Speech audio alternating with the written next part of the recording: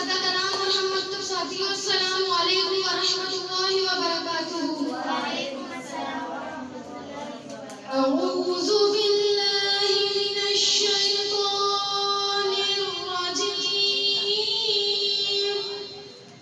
بسم اللہ الرحمن الرحیم۔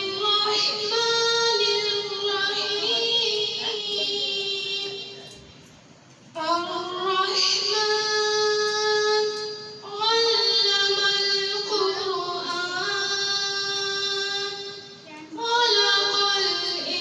خلق الإنسان، علمه البيان۔ الشمس والقمر بحسبان،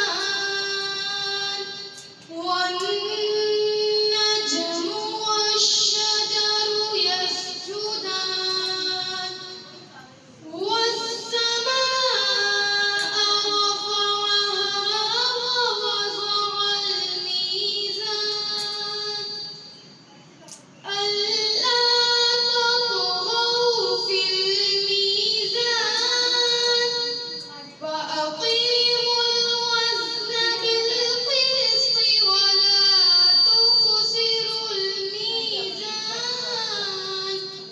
والأرض وضعها للأنام، فيها فاكهة والنخل ذات الأكمام، والحب ذو العصف والريحان، فبأي آلاء ربكما تكذبان؟ صدق الله العظيم۔ نحمده ونصلي على رسوله الكريم، أما بعد، فأعوذ بالله من الشيطان الرجيم، بسم الله الرحمن الرحيم۔ لبوں پر اس کے کبھی بد دعا نہیں ہوتی، لبوں پر اس کے کبھی بد دعا نہیں ہوتی، بس ایک ماں ہی ہے جو کبھی خفا نہیں ہوتی۔ میرے اساتذہ اکرام اور میرے ہم مکتب ساتھیوں، السلام علیکم ورحمۃ اللہ وبرکاتہ۔ آج مجھے جس موضوع پر شاعری کرنے کا شرف حاصل ہوا ہے اس کا عنوان ہے والدین۔ سب سے پہلے تحفظ کا نام والدین ہے، جن کی آغوش محبت میں انسان زندگی کی ابتدا کی رہندہی کرتا ہے۔ سامعین محترم، جب میں قرآن و حدیث کا مطالعہ کرتی ہوں تو میں دیکھتی ہوں کہ اللہ تبارک و تعالیٰ نے اپنی اور اپنے رسول کی اطاعت کے بعد جس عظیم ہستی کی فرما برداری کا حکم دیا ہے اس کا عنوان ہے والدین، اس کا عنوان ہے والدین۔ وہ میری بدسلوکی پہ بھی مجھے دعا دیتی ہے، وہ میری بدسلوکی پہ بھی مجھے دعا دیتی ہے، آغوش میں لے کے سب غم بھلا دیتی ہے۔ یوں لگتا ہے جیسے جنت سے آ رہی ہو خوشبو، یوں لگتا ہے جیسے جنت سے آ رہی ہو خوشبو، جب وہ مجھے اپنے پلو سے ہوا دیتی ہے۔ سامعین محترم، آپ صلی اللہ علیہ وآلہ وسلم کا ارشاد ہے کہ اللہ تعالیٰ تو بچے کو نیک فطرت سے پیدا کرتا ہے، اب ان کے والدین پر ہیں وہ انہیں کیا بناتے ہیں۔ ماں باپ کی قدر و منزلت کا احساس اس وقت ہوتا ہے جب انسان والدین کی محبت سے محروم ہو جاتا ہے۔ ارشاد نبی ہے، بے شک اے لوگوں تمہاری ماں کے قدموں تلے جنت ہے۔ ماں باپ دیانتداری کا سبق سکھاتے ہیں، دنیا میں رہنے کے آداب سکھاتے ہیں۔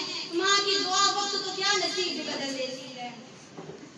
وہ محروم تھے تعلیم سے مگر مجھ کو پڑھایا، وہ محروم تھے تعلیم سے مگر مجھ کو پڑھایا، پسینہ حد سے بڑھ کر بھی میری خاطر بہایا۔ کھڑی رہتی ہوں جو دو شاہوں میں سر اپنا اٹھا کر، کھڑی رہتی ہوں جو دو شاہوں میں سر اپنا اٹھا کر، میرے باپ نے آج مجھے اس قابل بنایا۔ بسم اللہ الرحمن الرحیم۔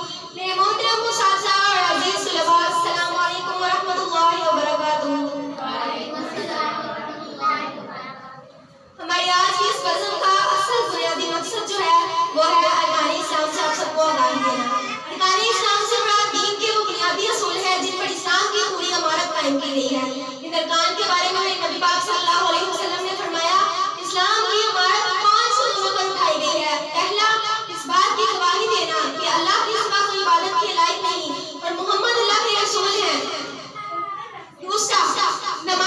پڑھنا، تیسرا رمضان کے روزے رکھنا، چوتھا زکوٰۃ ادا کرنا، اور پانچواں حج۔ چلیے چلتے ہیں ان سب ارکان کی طرف۔ پہلا رکن کلمہ لا الہ الا اللہ، اللہ کے سوا کوئی عبادت کے لائق نہیں، محمد رسول اللہ، محمد اللہ کے رسول ہیں۔ کلمے کا مقصد یہ نہیں کہ زبان سے لا الہ الا اللہ کہہ دیا جائے، بلکہ اس کا مقصد اپنے دل سے اس بات کی گواہی دینا ہے کہ اللہ کے سوا کوئی معبود نہیں ہے۔ جب انسان اس بات اپنے دل سے ادا کرتا ہے تو اس کے دل میں دوسروں کی بات، دوسرے کسی اور کی عبادت کرنے کی بات نکل جاتی ہے اور وہ صرف اپنے اللہ کی طرف رجوع کرتا ہے۔ اور اس کلمے کے دوسرے حصے کو دیکھیں، محمد رسول اللہ، کہ محمد اللہ کے رسول ہیں، یعنی آپ صلی اللہ علیہ وسلم کے بعد کوئی نبی نہیں آئے گا۔ اس بات سے ہم عقیدہ ختم نبوت کے بھی اقرار کرتے ہیں۔ دوسرے رکن کی طرف چلتے ہیں، نماز۔ اللہ تعالیٰ نے قرآن پاک میں کئی جگہوں پر نماز کا حکم دیا ہے۔ اللہ تعالیٰ نے فرمایا اقیموا الصلاۃ وآتوا الزکاۃ، نماز قائم کرو اور زکوٰۃ ادا کرو۔ میرے نبی پاک صلی اللہ علیہ وسلم نے فرمایا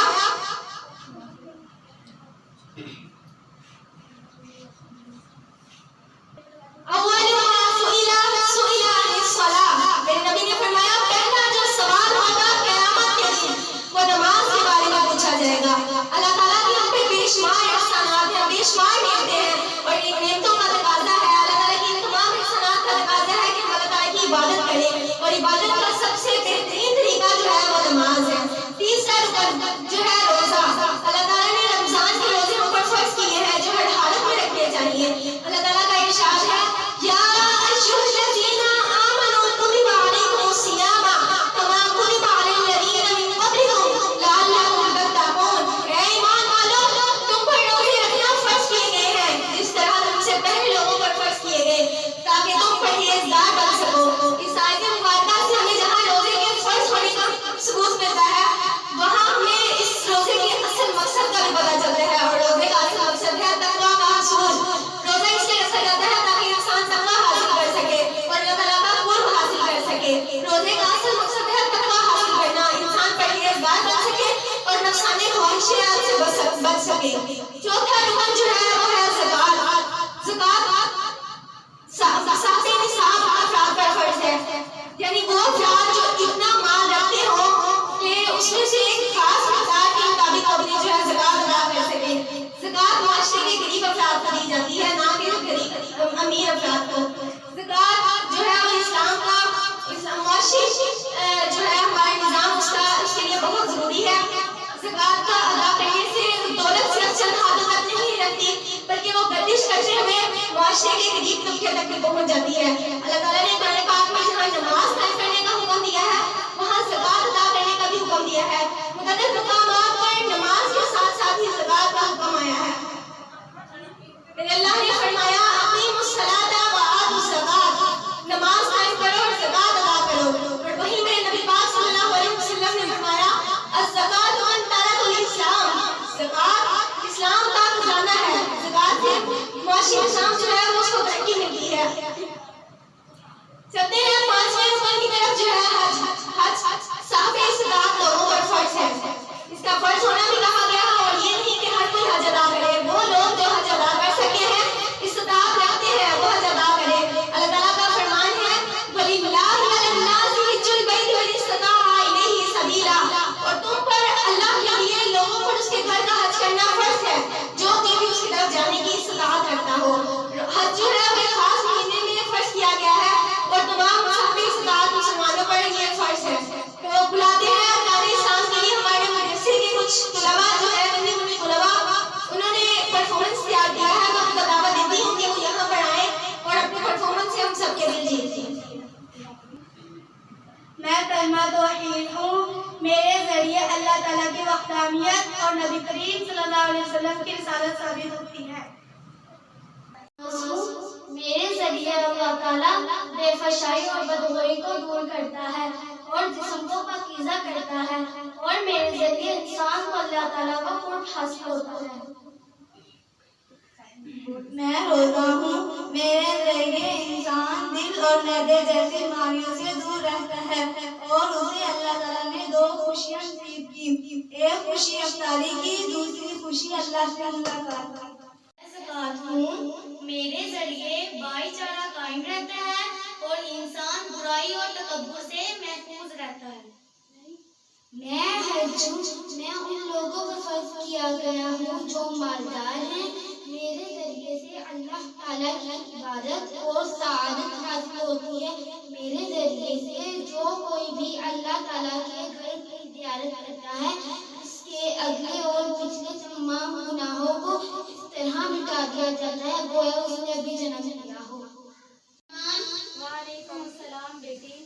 امی جان، میں نے آپ سے ایک بات پوچھنی تھی۔ جی بیٹا پوچھیں۔ امی جان، اللہ تعالیٰ نے عورت کو کمزور کیوں بنایا ہے؟ بیٹا آپ کو کس نے کہا ہے کہ اللہ تعالیٰ نے عورت کو کمزور بنایا ہے؟ امی جان، نہ مجھے باہر جانے دیتی ہیں اور نہ ہی بھائیوں کی طرح کام کرنے دیتی ہیں، اور جیسے ایک مرد تکلیف برداشت کرتا ہے ویسے ایک عورت نہیں کر سکتی۔ بیٹی یہ آپ کی غلط فہمی ہے، اور آپ کو ہم باہر اس لیے نہیں جانے دیتے کہ آپ ہمارے لیے ایک شہزادی ہیں، جیسے کہ بادشاہ کی بیٹی ہوتی ہے، اور اس سے آپ نے دیکھا ہے کہ کوئی بات نہیں کرتا، اس سے کوئی بات نہیں کرتا، اور اس کے پاس اس کے آس پاس اس کے خادم ہوتے ہیں جو اس کی حفاظت کرتے ہیں، اور آپ کے پاس سب سے پہلے آپ کا باپ ہوتا ہے جو آپ کی حفاظت کرتا ہے، پھر آپ کا بھائی ہوتا ہے جو آپ کی حفاظت کرتا ہے، پھر آپ کا شوہر ہوتا ہے جو آپ کی حفاظت کرتا ہے۔ اور رہی بات تکلیف برداشت کرنے کی، تو عورت مرد سے زیادہ تکلیف برداشت کرتی ہے۔ اگر مرد 35% تکلیف برداشت کرتا ہے تو عورت 57% تکلیف برداشت کرتی ہے، جیسے بچے کی ولادت کے وقت۔ ٹھیک ہے امی جان۔ امی جان، پھر ہمارے جیسی دوسری لڑکیاں کیوں پائی جاتی ہیں؟ بیٹی انہیں اللہ کے حکم کا نہیں پتا، انہیں نہیں پتا کہ اللہ نے ان پر پردے کا حکم نازل فرمایا ہے۔ ہمارے پیارے نبی کریم صلی اللہ علیہ وسلم کی پیاری بیٹی حضرت فاطمہ رضی اللہ تعالی عنہا، جو کہ نبی کریم صلی اللہ علیہ وسلم کی لخت جگر تھی، وہ بھی تو کبھی بغیر پردے کے باہر نہیں گئی، حالانکہ وہ نبی کریم صلی اللہ علیہ وسلم کی لاڈلی بیٹی تھی۔